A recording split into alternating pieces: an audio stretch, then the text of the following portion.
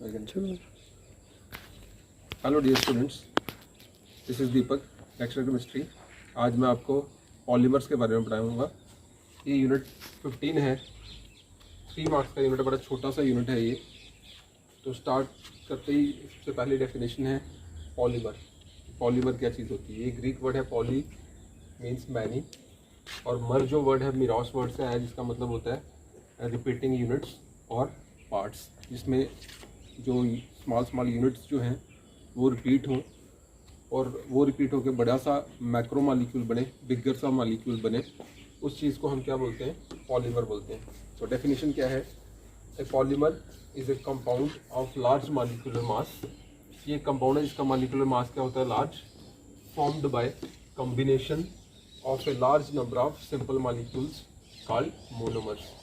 जो कैसे बनता है? कॉम्बिनेशन होता है लार्ज नंबर में सिंपल मॉलिक्यूल्स का, और उन सिंपल मॉलिक्यूल्स को हम क्या बोलते हैं? मोनोमर्स बोलते हैं। जहाँ कह सकते हैं कि जो रिपीटिंग यूनिट्स हैं उनको हम क्या बोलते हैं? इसमें मोनोमर्स। और यही जो प्रोसेस है जिसमें पॉलीमर की फॉर्मेशन होती है, उस प्रोसेस को हम बोलते हैं polymerisation.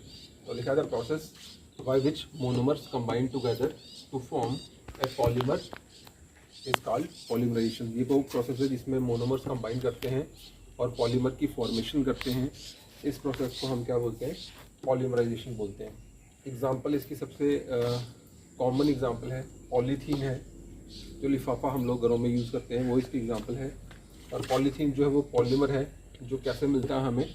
Obtained by polymerisation of ethene monomers. Ethene monomers जो हैं उनसे ये बनता है पॉलीमर, जिसका नाम है पॉलीइथीन। पॉलीइथाइलिन भी बोलते हैं इसको। तो ये इथीन है, CH2 double bond CH2, ethene बोलते हैं इसको UPSC में, और कॉमन में इसको हम बोलते हैं इथाइलिन।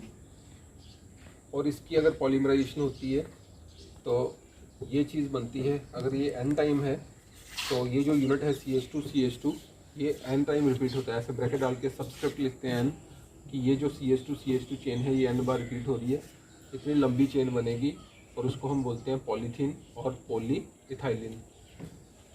सिंगल बॉन्ड जो होता है, उसमें 2 इलेक्ट्रॉन होते हैं, और एक इलेक्ट्रॉन इस साइड नेक्स्ट चेन के साथ बॉन्ड बनाने में यूज़ होती है, और एक इलेक्ट्रॉन जो है वो इस तरफ किसी सेकेंड जो इथीन मॉलिक्यूल है उसके साथ बॉन्ड बनाने में वो इलेक्ट्रॉन यूज़ हो जाता है।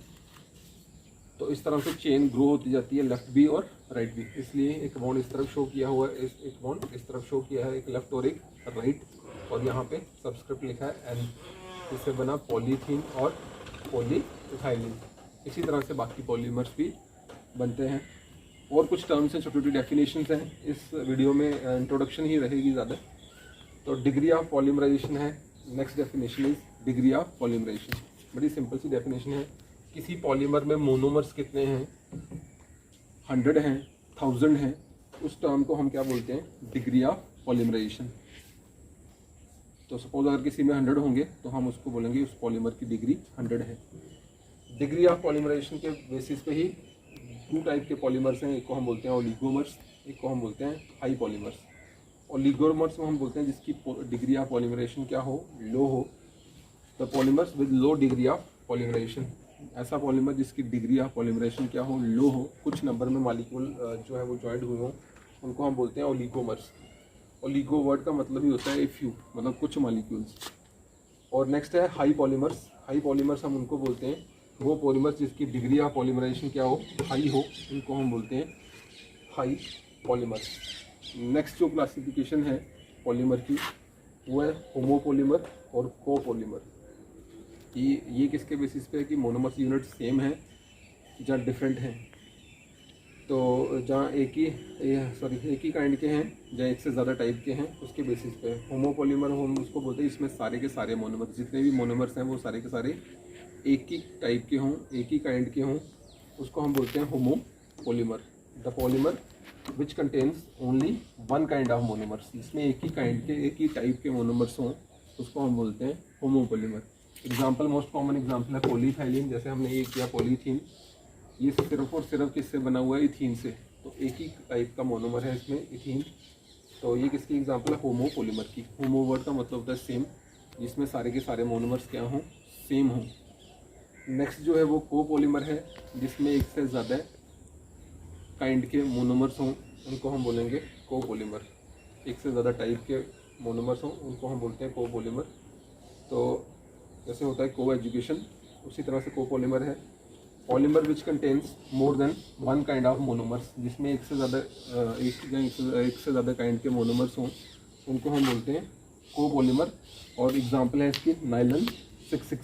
नायलन 66 जो है ये दो चीज़ों का बना हुआ है। फार्मूला इसका नेक्स्ट वीडियो में शेयर करेंगे, लेकिन जो नायलन 66 है ये दो चीज़ों का बनता है। एक होता है एडिपिक एसिड और एक होता है हेक्सामिथिलीन डायमीन। हेक्सामिथिलीन डायमीन, ये दो मोनोमर्स होते हैं नायलन 66 में, और इसमें भी 6 कार्बन होते हैं, इसमें भी 6 कार्बन। इसलिए इसका आगे ये साइन है 6। इसको 66 रीड नहीं करते, इसको 66 पढ़ते हैं। और जो एडिपिक एसिड है इसका फार्मूला होता है कि COOH है एक साइड और बीच में CH2 यूनिट्स हैं 4, और राइट साइड भी COOH है। एक कार्बन 4 कार्बन और एक ये कार्बन, टोटल 6 कार्बन।